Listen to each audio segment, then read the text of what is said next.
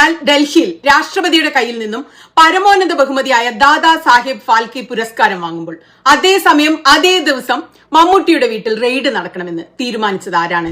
Sri Mohanlal being recognized for his monumental contributions, unparalleled versatility. കള്ളക്കടത്ത് വാഹനങ്ങളിൽ പരിശോധന തുടരുകയാണ് കസ്റ്റംസ്. ഇത് മമ്മൂട്ടിയുടെ പഴയ വീട്ടിലെ ഗ്യാരേജിലെ പരിശോധനയുടെ ദൃശ്യങ്ങളാണ്. Artistry that has profoundly shaped narrative cinema, inspired generations of artists.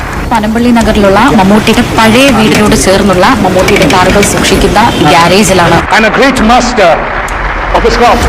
ഏകദേശം 6ഓളം കസ്റ്റംസ് ഉദ്യോഗസ്ഥരെത്തിയാണ് ഓപ്പറേഷൻ നുംകൂറിന്റെ ഭാഗമായുള്ള പരിശോധന ഇവിടെ നടക്കുന്നത്. മമ്മൂട്ടിയുടെ വീട്ടിൽ അതിന്റെ ഗ്യാരേജിൽ പരിശോധന നടക്കുകയാണ്. ഇത് ആരുടെ ഗൂഢാലോചനയാണ്? നമ്മുടെ ഒരു മഹാനടൻ ലോകത്തിന്റെ നെറുകയിലേക്ക് ഉയരുമ്പോൾ മറ്റേയാൾ അപമാനത്തിന്റെ പടുകുഴിയിലേക്ക് അന്നേ ദിവസം തന്നെ ആ സമയത്ത് തന്നെ വീഴണമെന്നത് ആരുടെ പകയാണ്? പൃഥ്വിരാജും ദുൽഖറും വല്ല തട്ടിപ്പൊക്കെ നടത്തിയോ എന്ന് അറിയണമെങ്കിൽ ഈ രീതിയിൽ നാടിളക്കി മാധ്യമങ്ങളെ മുഴുവൻ വിളിച്ചുകൂട്ടി 24/7 ലൈവ് നടത്തി ഒക്കെ റെയ്ഡ് നടത്തേണ്ട കാര്യമുണ്ടോ? ഫോണിൽ വിളിച്ച് വണ്ടിയുടെ വിശദാംശങ്ങൾ ഹാജരാക്കാനും അവരുടെ ഒരു സ്റ്റേറ്റ്മെന്റ് തരണമെന്നും ഒഫീഷ്യലായിട്ട് ആവശ്യപ്പെട്ടാൽ ഇവർ ഒളിച്ചോടി പോകുന്ന ആളുകളാണോ? എന്തിനാണ് ഈ തരത്തിലുള്ള ഒരു നാടകം ഇന്നലത്തെ ദിവസം നമ്മുടെ സമൂഹത്തിൽ മാധ്യമങ്ങളിൽ അരങ്ങേറിയത്?